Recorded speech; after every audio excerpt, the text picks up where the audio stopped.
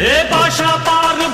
பாரு பட்டாளத்து நடைய பாரு பகை நடுங்கும் படைய பாரு கோட்டு சூட்டு ரெண்டும் எடுத்து கோட்டு நடக்கும் புலிய பாரு அற்றி எரியும் நெருப்ப போல சுட்டெரிக்கும் விழிய பாரு ரத்தம் வேர்வை ரெண்டும் கொண்ட ராஜாங்கத்தின் மன்னன் தானடா